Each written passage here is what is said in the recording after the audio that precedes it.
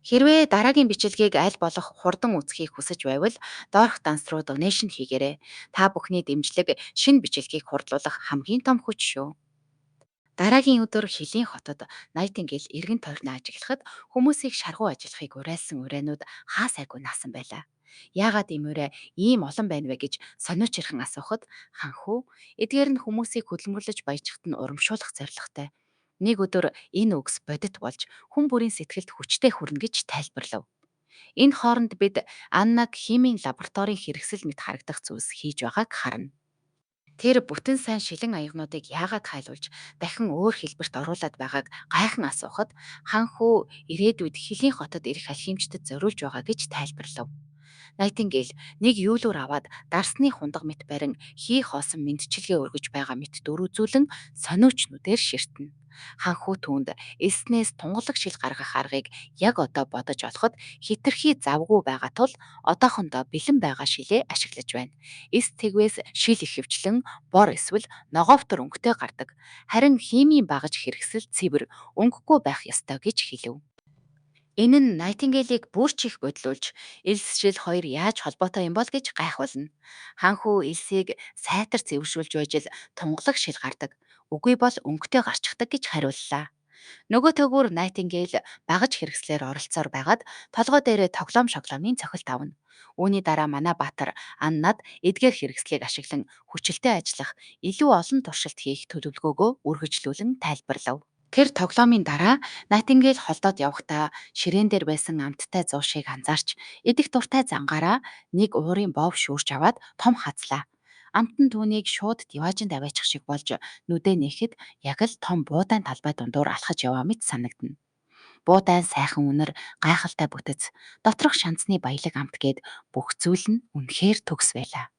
Роланд түүнийг ганцаараа идэж байгааг хараад инээмсэглэн энэ бол тусгаалan тогоочоор хийлгсэн уурын бов шүү гэж хэлв. Дараа нь гараа угаагаад хамтдаа үдийн цай ууж энэ амттай юмнуудаа хамтдаа эцгээе гэж шийдэв. Хоёр бүсгүйч үүнд маш баяртай байлаа. Өдөр өнгөрөх тусам шатам халуунаар Найтингелийн нүдийг анилгаж эхлэв. Энэ хооронд ханхүү Роланд Анатай тоглон наадаж Найтингелийн нүүрэн дээр үл ялэг инээмсэглэл тодорч нүд нь аажмаар анигдан морин давтлаа. Түүний бодол ханхүүтэй гэрлэх тухай сайхан мөрөөдлөөр дүүрэн байв. Зүүдэндээ тэр олон шулмуудаар хүрээлэгдсэн сүрлэг сүмийн танхимаар алхан явж тахилын ширээний өмнө хүрэхэд ханхүү түүний нүүрэн дээрх хүчгийг сөхөн жинхэнэ гоо үзэсгэлэн ил гаргаад дараа нь хоёул үнсэлцэв. Тэр энэ сайхан зүүдэндээ автаж байх үед Анна тоглоомоор ханхүүд арай чимээгүй байгаа ч манай эгч лав их сайхан зүүдэлж байгаа байх. Нүүрэн дээрх инээмсэглэл нь тэгжил хэлж байна гэж хэллээ. Дараагийн дүр зурагт бид дахин Ариун хот руу шилжинэ. Тэнд 3 архибишоп дахин цугларч манай баатрын Хилийн хотод хамгаалж байгаа шулмуудыг яаж устгах талаар ярилцаж байв. Гэхдээ сүм аль хэдийн Волфгарт руу довтлохоор бэлдэж байгаа тул тэдэнд цэрэг хомс байлаа. Архибишоп Мен жужмигт Аримын нэртэй жижиг боловч элид бүлгийг удирдахаар тахилч бүсгүй Мираг томлов.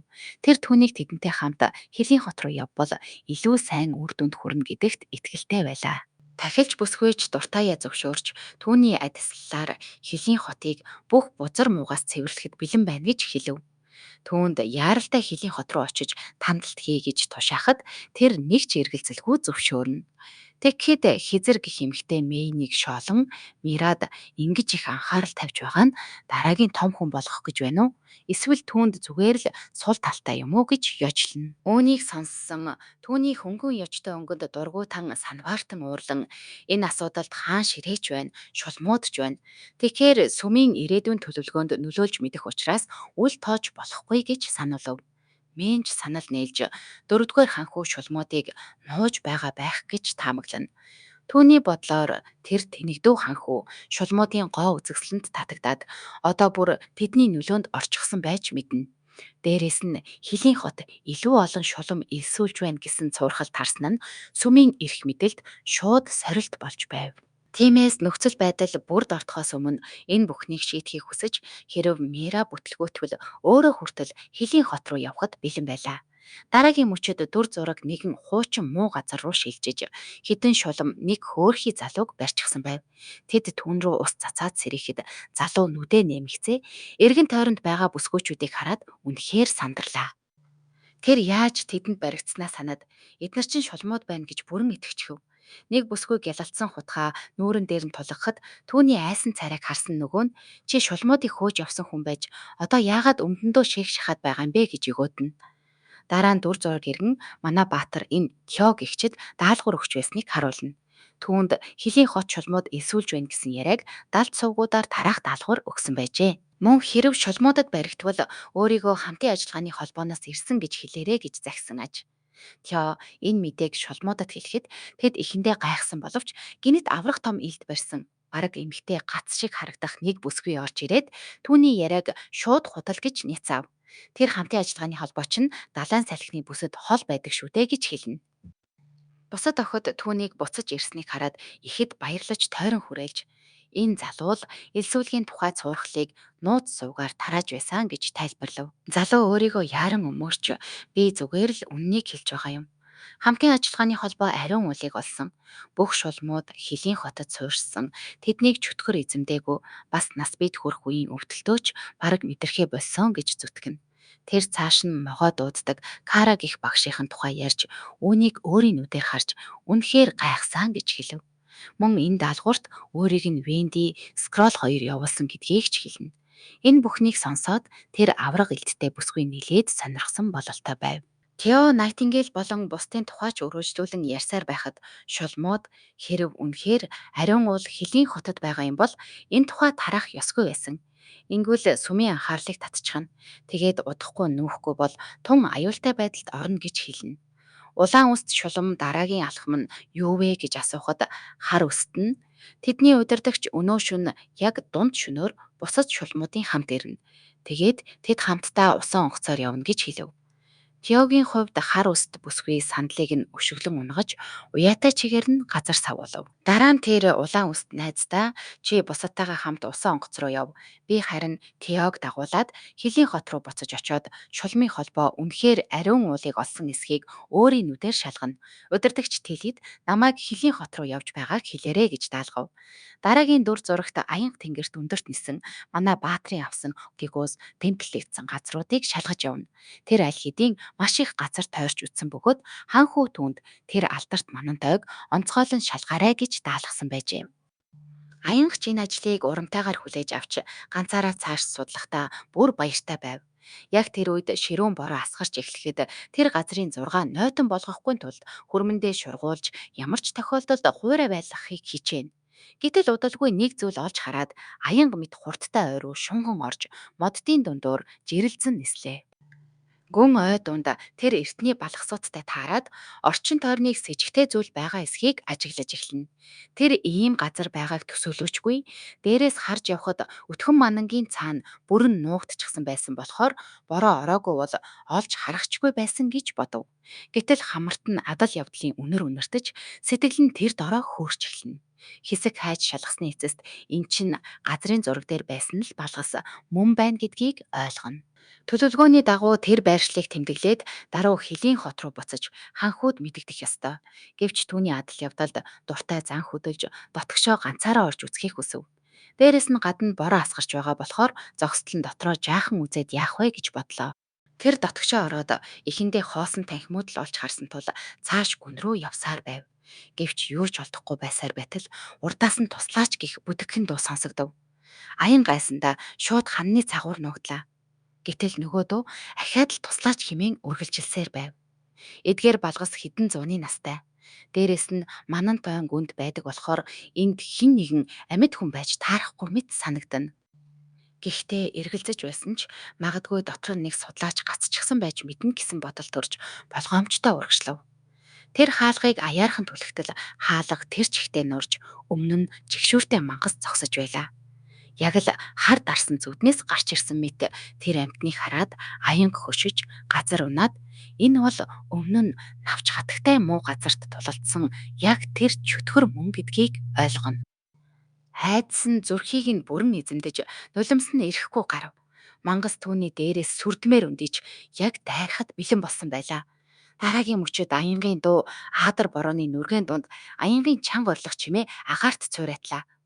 Үүний дараа бид Хилийн хотод буцаж ирэхэд манай баатар хааны хотоос ирсэн ирч хүчтэй худалдаачин Маргарет Фармантай уулзаж байлаа.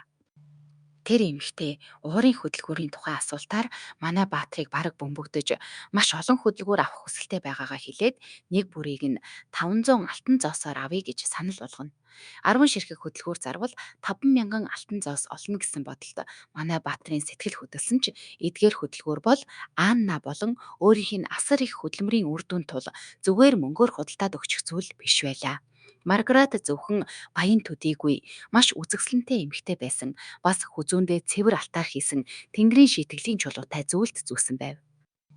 Тиймээс Найтингейл хүртэл түүний худал үнэн ярьж байгааг мэдэрч чадахгүй байлаа. Манай баатар дээрээс нь Маргаретийн ирч хүчтэй зан аянгатай яг ижилхэн байгааг ч анзаарч байв. Ямар тач ханхүү түүнд калий нитратаас гадна төмөр, зис, төмрийн сульфат хэрэгтэй байгаа. Хэрэв урт хугацааны хамтын ажиллагаа хийх бол эдгээр материалыг зохицуулж өгч чадах уу гэж асуув. Маргарет ч баяртайгаар зөвшөөрнө. Гэвч гинэт тэр цонхны зүг хараад цочирдож манай баатар эргээд хартал цонхны хажуугаар аянга жирэлзэн өнгөрөх нь тэр. Тэр дорн цонхоо онгойлгоход аянга шуудал түүн рүү тэрвэн нулимс нь урсаж байлаа. Ханхүү баатартаа нанаг яаралтай авчир гэж дохио өгнө. Гэтэл дараагийн мөчөд түүний өрөөнд яг одоо худалдаачин эмэгтэй сууж байгааг санаж энэ нь түүнийг бүр их сандрагна. Учир нь аянга бол шулам шүү дээ. Нөгөө талаар Маргарет аянгыг аль хэдийн мэддэг мэт харагдаж бүр ээжинж байж магадгүй санагдана. Гэсэн ч манай баатар үүнд анхаарал хандуулалгүй аянгыг шууд имжлүүлэхээр авч явж ард нь орилсон Маргаретийг үлдээн. Хэсэг хугацааны дараа аянгийг эмчилж дуусаад тэр даруй нүдэний суулаа. Венди Нана хоёр түүнийг сэрснийг хараад маш их баярлаж юу болсныг зэрэг зэрэг асууж эхлэв. Аян ахаад л уйлах гэж байгаа мэт харагдахад ханхүү ийм их бороонд чи яагаад ингэж яарч буцаж ирсэн юм бэ гэж асууна. Аянг газрын зураг дээрх балгасыг олсон. Тэнд дотор нь чөтгөр байна гэж хэлэхэд бүгд цочирдно. Скрол багш бүр айж чи тэгээд дотгошоо орсон юм уу гэж асуухад аянга үгүй. Доор хаалгыг нэг чөтгөр хамгаалж байсан. Бас дотор нь туслаач гэсэн дуу сонсогдсон. Гэхдээ би айгаад хулчиж буцаад зугатаач гэсэн гэж хэлв. Ханхүү харин түүнийг тайвшруулж аюултай нөхцөлд шууд дайрахаасаа өмнө байдлыг үнэлдэг хүн л ухаалаг судлаач байдаг. Тиймээс чи зөв шийдвэр гаргасан гэж хэлв. Навч хадагтай ч бас. Тэр манан тайван гүн рүү шулмуудаас өөр хүн хүрч чадахгүй учраас дотор нь нэг шулам хавчуулагдсан байж мэднэ. Гэхдээ 450 жилийн настай балгас дотор ганцаараа амьд үлдэнэ гэдэг хинт ч бараг боломжгүй зүйл гэж хэлнэ. Аянга тэнд хүний амьдралын мөр бараг байгаагүй гэж харин Венди тэр бүс нутаг аимшигтай араатай ихтэй дээрээс нь тохирох хоол хүнсч бараг байхгүй учраас хинч тэнд ганцаараа амьдарч чадахгүй гэж хэлв. Бүгд энэ тухай бодох тусам нууц улам бүр гүнзгийрч байлаа. Навч хатагта дотор нь байж магадгүй хүнийг яаж аврах аргыг олох хэрэгтэй гэж хэлэхэд манай баатар урагш гарч ирэн одоохондоо бүх зүйлийг бүрэн мэдэхгүй байгаа тул хэд сандрах хэрэггүй. Үннийг мэдхийн тулд бид өөрсдөө дотгошоо орох ёстой гэж хэлнэ. Тэр бүр догдолсон байдлаар бид балгас руу орно. Дотор нь хинж байсан би түүнийг аврах төлөвлөгөө олно. Бүгдээрээ нийлж тэр чөтгөртөө нүүр тулж ялж гарна гэж зарлав. Яг үүний дараа нөгөө язгууртан бүсгүй өрөөнд орж ирээд аянгийн би ямар байна гэж асууна. Ханхүү түүнийг тайвшруулахад эмэгтэй санаа алдан амс хийв. Манай баатар өмнө нь таныг тоогоогоо дуучлаарай. Аянгийн байдал үнэхээр хүнд байсан гэж тайлбарлана. Тэр бүр тийм учраас л би танд тэнгэрийн шитгэлийн чулууга түр аваарай гэж хэлсэн шүү дээ гэж нэмнэ. Эмэгтэй баг зэрэг эрхэлсэн өнгөөр тэгэхээр аянга чинь тэдгээр шулмуудын нэг муу юм уу гэж асуухад манай баатар аргагүйдан тийм гэж хүлээн зөвшөөрнө. Гэтэл Маргарет шууд л баярлан би угаасаа мэдэж байсан юм а гэж хэлнэ. Тэр өөрийгөө аянгийн гэр бүлийн тандар овгоос гаралтай хүн болохоор аянга онцгой нэгэн байх нь аргагүй гэж бахархалтайгаар хэлэхэд ханхүү гайхаж орхино. Маргарет түүнд өөрөө аянгийг багаас нь харж өсгсөн гэж тайлбарлав. Тэгээд аянгатай ямар холбоотойгоо дэлгэрэнгүй ярьж аянгийн аав Тандерийн хайгуулын багтай хамт аялаж байхдаа танилцсан гэдгээ хэлв. Фьордсын Баатар Тандер, Твин Пик арал, Тэнгисийн Лууны фьорд, зүүн эрэг болон Инфинити хошууг газрын зурагт тэмдэглэж нээсэн нэртэй аялагч байжээ. Маргаретийн ярьснаар аянга тэр усан онгоцон дээр төрсөн ч харамсалтай нээж нь төрсний дараах халдвараар нас баржээ. Онгоцон дээр байсан цорын ганц эмэгтэй нь Маргарет байсан тул тэр аянгад орлуулсан ээчих нь болж эхийн сүв байхгүй учраас овёосоор хооллож өсгсөн байна. Аялал дуусны дараа Маргарет багтаагаа салж Грей капиталд өөрийн худалдаага эхлүүлжээ.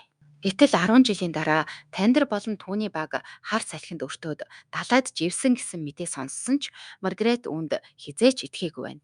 Харин одоо аянгыг амьд байгааг нүдэрээ харсан болохоор жинхэнэ аялагчдыг тийм жаахан хар салхи зүгээр л авч одчихно гэж байхгүй гэдэгт улам итгэх болжээ.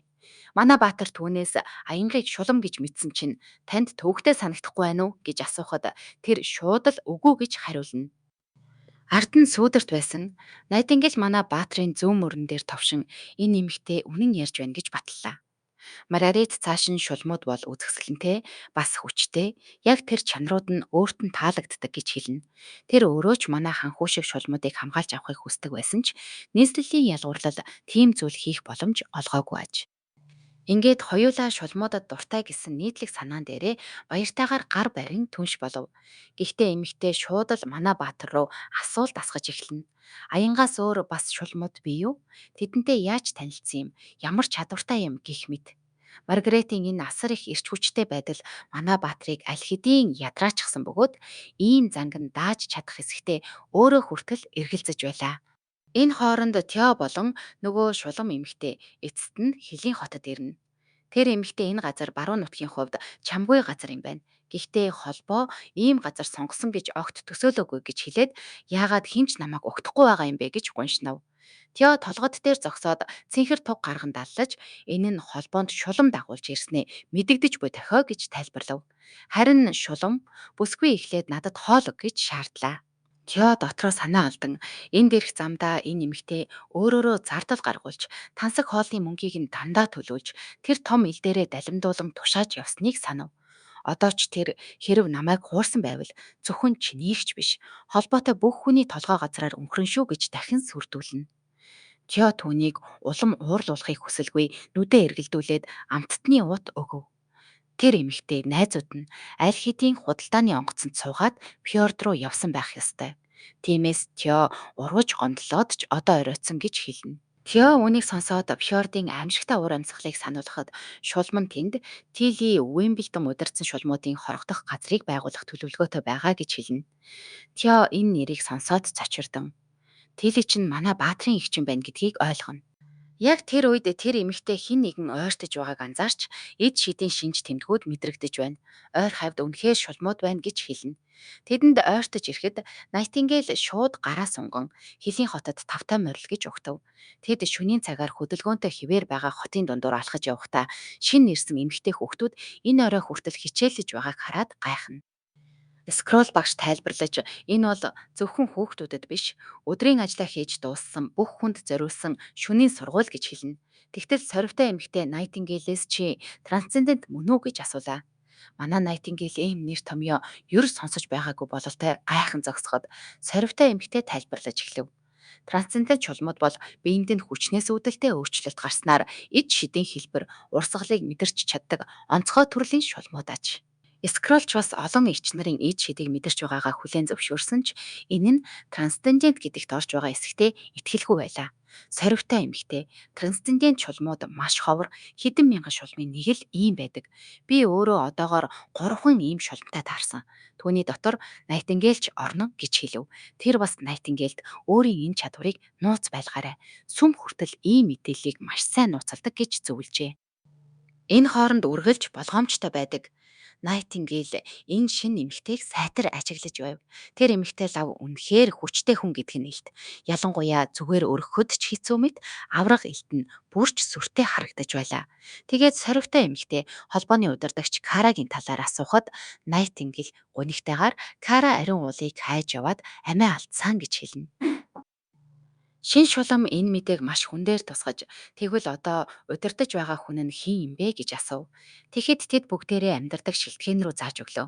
Үүнийг сонсоод эмэгтэй тэр дорой хурцтаж та нар энэ газрын захирагчтай ямар нэг с ิจ гтэй гэрээ байгуулчихсан юм биш үз гэж асуухад Венди гинт гүйж ирээд энэ соригтой эмэгтэйг яг л олон жилийн дараа олсон эгчгээ тэврэв. Вендигийн нүдэнд баярын нулимс цэглэгнэн. Ингээд энэ соригтой эмэгтэй бол Вендиг шоронд анх хаягдахад тэнд байсан бүх санваартнуудыг устгасан яг тэр хүн гэдг нь тодорхой боллоо. Удалгүй тэр хоёр жаахан ганцаараа үлдэж өнгөрснөө ярилцаж эхлэхэд соригтой эмэгтэйг иш гэдэг болохыг мэдэж авна. Иш шоронгоос гарсны дараа удирдлагын хид хідэн хүнийг устгаж өөрийг нь зогсоохоор ирсэн жүжмэд армийн цэргүүдтэй хүртэл тулалдсан. Хамгийн сүүлд ариун шийтглийн арим эрэхтэл арай гэж зогтсон гэж ярьжээ. Венди ариун шийтглийн арим гэж яг юу юм бэ гэж асуухад иш энэ бол сүмийн хамгийн шилдэг дайчдаас бүрдсэн хүч, трансцендент шулмуудын эсрэг хэрэгэлдэг нууц зэвсэг, миний нүдэн дээрх сорвигч тэд л үлдээсэн гэж тайлбарлав. Тэдний хүч хурд нь иштэй бараг ижил байсан ч нэг л сонин, бараг ухамсаргүй мэт байжээ. Иш нэг цэргийн гарыг тас завдсан ч тэр огтхон ч эргэлзэлгүй нөгөө гараараа буцаад тайрсан аж. Ишч тэднийг зүгээр тавих бодлого байсан тул өдөр нь хуучин ариун хотын гудмуудад нуугдаж шөнөөр элчнэр болон жүжмент армийнхныг отож алсаар байжээ. Эцэст нь сүм бүх хотыг нэгжиж эхлэхдээ тэр дөрөвхөөс өөр аргагүй болсон байна. Иш зогтож явах үедээ цусаар нэвчсэн хувцастай бараг бүх бие нь цуснд наалтчихсан байсан тул хэн нэгэн түүнийг тийм байдалтай харсан бол зэрлэг араатан гэж эндүрхэр байсан аж. Венди түүнийг тайвшруулж одоо тийм зүйл хамаагүй. Энд чи жирийн хүн шиг амьдарч чадна. Учир нь манай захирагч Роланд Уимблдон нэгч нарыг маань сайн харьцдаг гэж хэлв. Гэтэл иш манай баатрын нэрийг сонсоод шууд уурлаж гараараа аяг хагалчаад Вендигээс чи Роланд Уимблдонд ажилдаг юм уу гэж ширүүн асууна. Венди дургүйхэн толгой дохиход иш гараас нь шүүрч аваад энд байж болохгүй гэд дагуулад явахыг оролдоно. Тэгэхээр ишч бас бусдын адил Роланд Уимблдоныг завхарсан. Бузар этгээд гэсэн хуучин ойлголтоороо боцоор байлаа. Маргааш нь тэр эмгтээчүүд эцэст нь ханхүүдээр ирлээ. Ишаа энэ газар амьдарч буй шулмуудыг авч явах гэсэн бололтой байсан ч түүний үндэслэлгүй шаардлагад манай баатар огтхон ч дуртай байсангүй. Иш түүнд шулмууд бол хэний ч өмч биш. Бусадтай л адил эрх чөлөөтэй хүмүүс гэж сануулна. Манай баатар түүний ийм зоригтой ярианд баг зэрэг гайхсан ч би хизээч тэднийг өөрийн өмч гэж бодож байгаагүй. Хэлийн хотод амьдарч байгаа хүн бүр өөрсдийн хүсэлтээр энд байдаг. Энэ бол тэдний хувьд хамгийн сайн хорогдох газар гэж тайлбарлав. Дараа нь тэр эшийн авч явах гэж байгаа фьордын талаар анхааруулж далайг гатлах нь өрөө аюултай. Дээрээс нь фьордод тогтворгүй цаг агаар цунами хар салхи байнга болдог болохоор амьдрахад зохимжгүй газар гэж хэлв. Гэтэл эш огт эргэлзэлгүй энэ бүхнийг Тили Уимблдон удирдах байгаа гэж хэлнэ. Үүнийг сонсоод ханхүү жинхнээсээ цочирдон Тили чинь аль хэдийн сургаггүй болсон биш билүү гэж асуухад иш 5 дугаар гүнж аль хэдийн олон шулмыг цуглуулж сүмээс хол аюулгүй байлгахын тулд тэднийг фьорд руу авч явсан. Тили өөрсдийн их орон шиг газар байгуулж чадна гэдэгт итгэлтэй байна гэж хэлв. Тэр бас манай баатрыг шулмууд эсүүлж байна гэсэн цуурхлыг тархаасанд нь тэнэг үйлдэл хийсэн байна. Ингэснээрээ сүмийн анхаарлыг аль хэдийн өөр дээрээ татчихсан гэж зэмлэнэ. Найтингейл үүнд нь шууд уурлаж ханхүүг тэнэг гэж дуудсанд нь дургуутсахад Роланд түүнийг тайвшрууллаа. Дараа нь тэр ишээс чи трансцендент шулам хүний хувьд ариун шийтглийн армийн хідэн цэргийг ганцаараа дарж чадах вэ гэж асуухад иш их л итгэлтэйгээр гурвыг бол төвөггүй дийлнэ гэж хэлнэ. Ханхууч ширээнээсээ босон. Тэгвэл миний шилдэг баатартай тулалдаж үз. Хэрв чи ялагдвал би сүмийн шилдэг армийн эсрэгч хамгаалж чадна гэдэг маань батлагдана гэж зоригтойгоор сорив. Ишч нэг ч хорон бодолгүйгээр зөвшөөрсөн ч ханхуу 7 хоног бэлдэх хугацаа хэрэгтэй гэж хэлэхэд баг зэрэг урам нь хугарна. Харин Роланд түүнд энэ хугацаанд шилтгэн орчимд байж шулмын өнцгөөс хотын амьдралыг хар. Магадгүй бидний талаар бодол чинь өөрчлөгдөж ч мэднэ гэж санал болгов. Ишч хариу хэлэлгүй эргэж явхад манай баатар түүнийг хараад бид анх уулзахдаа яг ийм байдалтай байсан билүү? Би чамааг өмнө нь хаа нэгтээ харж байсан юм шиг санагдаад байна гэж хэлв. Үүнийг сонссон иш шууд л уурлаж чи үнэхээр намайг санаж байгаа мó гэж хашгирна. Тэр эргэн харахад нүдэн цус хуралцсан мэт улаан, царай нь уур хилэнгээр дүүрэн байсан бөгөөд хэрв Тили тухайн үед оролцоогүй бол би чамааг аль хэдийн урчсан байх байсан гэж хүртэл хэлнэ. Манай хөөрхий баатар харин юу яриад байгааг нь юусоо ойлгохгүй байв. Анна, Найтингейл хоёр л нөхцөл байдлыг дор нь ойлгож Чи өмнө нь энэ эмэгтэйд бас зохисгүй гарах хүрч байсан юм уу гэж асуухад ханхуу шууд л үгүй гэж хариулна. Үнэн дээр жинхэнэ завхарсан хуучин Роланд аль хэдийн энэ хорвоогоос арилсан болохоор манай Баатрийг буруутгах ч аргагүй байлаа. Дараа нь Анна, та зүгээр нэг Баатраар трансцендент шулмыг ялж чадна гэдэгтээ үнэхээр итгэлтэй байна уу гэж асуухад манай Баатар, "Хэрэв би түүний хурд хүчтэй дүүцэх хурдан бууддаг зэвсэг бүтээч чадвал дор хаяж 70% ялалтын магадлалтай" гэж хэлв. Тэр энэ бууг хийхэд хэрэгтэй бүх орц материал агуулхад аль хэдийн бэлэн байгааг хэлээд бүр химийн төвөгтэй яриа эхлүүлж орхино. Хөөрхий Найтингейл бол энэ бүхнээс юу ч ойлгохгүй тул чихээ цэвэрлэж байгаа мэт дүр үзүүлээд зүгээр л гарч явлаа. Энэ хооронд иш манай Баатрийн тухай хуучин завхарсан ир гэсэн сэтгэгдлээ бүрэн арилгаж чадахгүй байсан ч одоо түүнээс нэг төрлийн хаан хүн шиг сүр хүч мэдрэгдэж эхэлжээ. Яг тэр мөчид Найтингейл гинэд түүн рүү дайрч ишч шууд ухран бултаад авраг элдээс хавлаа. Найтингейл ч бас үүнийг төвөггүй болтсон байна. Иш, чи ханхуугийн тушаалаар ирсэн юм уу гэж асуухад Найтингейл үгүй гэж хариулж бид зочин дээрээ ингэж муухай ханддаггүй. Чи хотод хүснээрээ үзэж харж болно. Гэхдээ Роландын эсрэг ямар нэгэн сэжигтэй зүйл хийхийг оролдвол чамд тун хэцүү байх болно гэж анхаарууллаа. Үүний дараа дүр зураг там гүмхэн далаагаар аялж яваа нэгэн хөлөг онгоц руу шилжинэ. Тэнд дур чадвараараа алдартай алхимч профессор Кайл Сичи явж байлаа. Тэр хөлийн хот руу явж байгаа нь Роланд ханхуугийн явуулсан захиан дах алхмын тэгшитгэлүүд үнэхээр гайхалтай төвшний бөгөөд бодтой байсан учраас аж. Кайл өөрөө тэдгэрийг шалгаж үзээд цааш гүнзгий судалж мэдлэгээ тэлхийг хүсэж байлаа. Тиймээс тэр шав Чарльзтай захиа бичиж өөрөө Редватер хот дахь улаан алхмын лабораторийг орхиод хөлийн хот руу хөдөлснөө тайлбарлажээ. Тэр өвгөн шилтгэн рүү очиж байх зуур бид охтыг мөн ихчийн чадварыг шалгаж байгааг харна. Мөн жижигхэн салхин тэрэм эргүүлж үзүүлж ханхуу магтахад ихэд баяртай байлаа. Манай Баатар түүнээс тогтмол гүйдэхийн мотор бүтээхэд туслаач гэж хүсгэд охид бүгд инээмсэглэн индукцийн хуулийн талаар сурахтааж дуртай байв.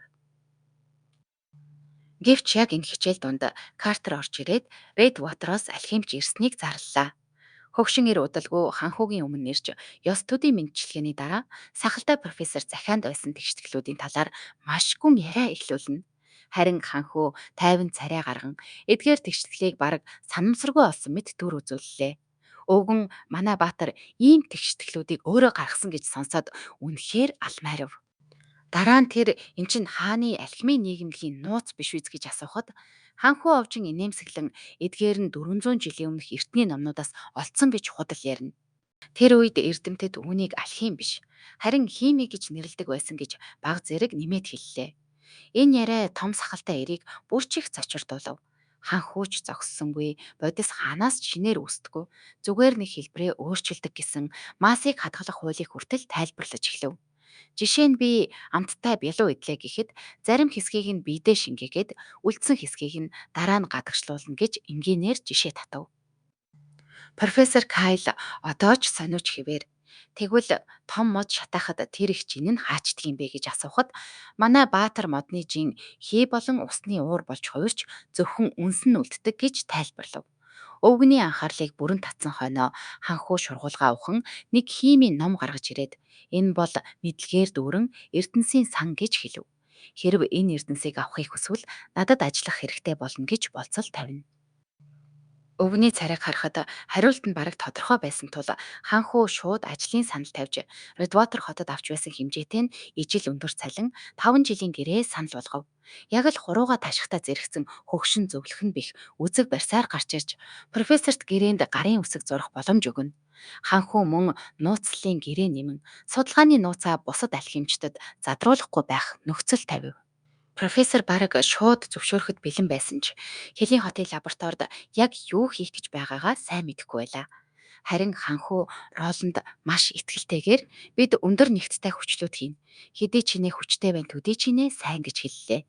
Өвгөн өрөөнөөс гарсны дараа Нацингээл буцаж ирээд чи сая нилээд их худал ярьчихлаа шүү гэж ханхууг дуудав. Тэр өчигдөрхөн скрол ихчээр өнөөх номыг цээжлүүлж бүхэлд нь хийлгсэн шүү дээ гэж сануулна. Манай Баатар овжин янзаар би зүгээр л цагаан худал ярьсан юм. Өөршигээ хөгийн ханхуу ийм мэдлэг өөрөө гаргаж ирсэн гэхэд тэр профессор хизээч итгэхгүй шүү дээ гэж хариулна. Найтингейл ч түүний хэлэх гэсэн санааг ойлгож байсан ч тэгвэл энэ бүхнийг чамд үнэндээ хэн заасан юм бэ гэж асууснаар түүнийг гинэт барьц алдуулна.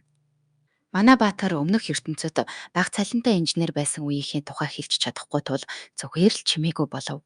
Аз болж Найтингейл түүнийг булан чахалгүй. Хэрв хэлхийг хүсэхгүй байвал заавал ярих хэрэггүй. Би чамаас ямар нэг зохиомол үлгэр сонсомооргүй байна гэж хэлээд өнгөрнө. Дараагийн дүр зурагт бид бэлтгэлийн талбай дээр очино. Тэнд ханхуу саяхан хэлгсэн шин зэвсгийн туршилтыг ажиглаж байлаа. Картер энэ шин хэрэгслийг барьсан бөгөөд гаднаас нь харахад яг л ос рулетний буу шиг харагдана. Картер сумны хүрдийг хоослох болгонд сумны хонгионууд газарт унана. Гэвч түүний өөртөө ихтэй дарсан гох бүр инээдтэй бүтлгүүтлэр төгсөж нэг ч сум онохгүй байлаа.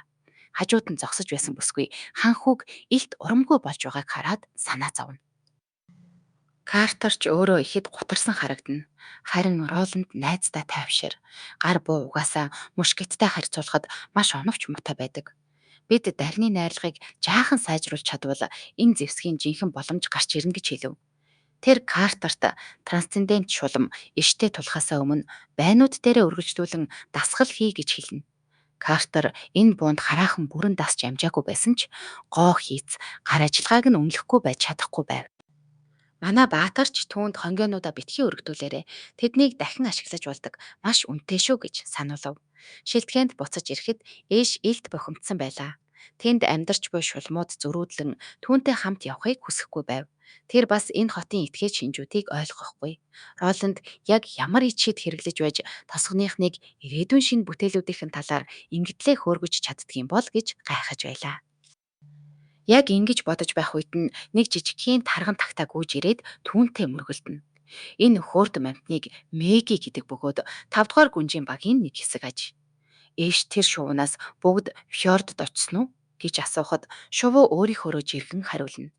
Дараа нь хоол идсэн үү гэж асууж өөрмөг цацхад тагтаа баярлан идэж эхэлсэн ч удалгүй уурлаж намайг шувуу гэж бодоод байна уу гэсэн мэт эшийн толгойг тоншиж эхлэв.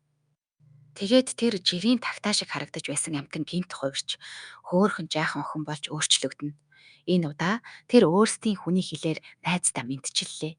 Тэр охин найздаа байршлагч нь тогтоох бугуйч байсан ч яг хаана байгааг чинь олох амаргүй байсан. Азар Шадоу хатагтаа чи хөлийн хотод шулам эсвэлэхээр явсан гэдгийг хэлсэн гэж тайлбарлав.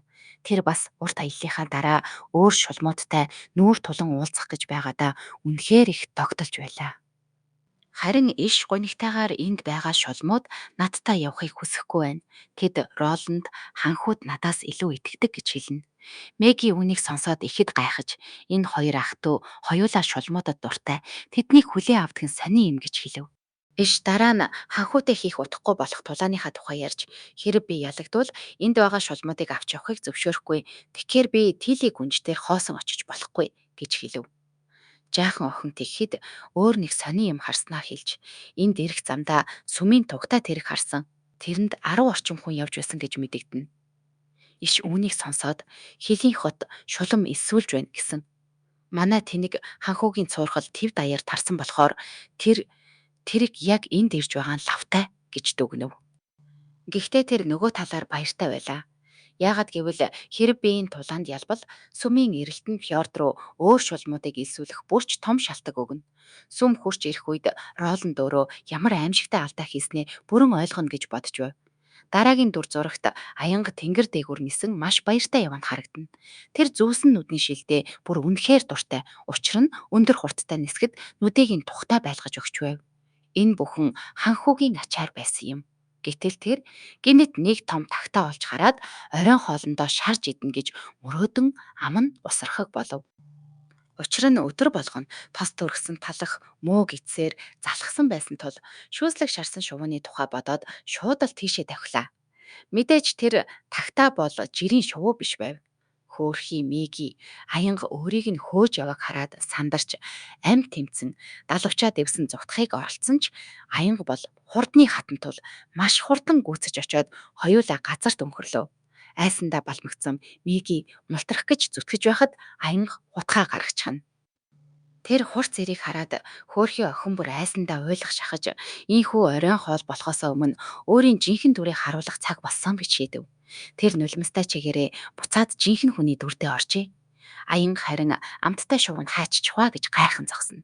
Мэгийн нулимс асгаруулan бараг идүүлэх гэж байна гэж бодон уйлж байхад аян одоо ч юу болоод байгааг ойлгохгүй. "Чи бас шулам юм уу?" гэж асуув. Мэги хэсэг уйлахаа болоод уруулд ирвэлгэн "Тийм ээ" гэж дургүйхэн хариулна.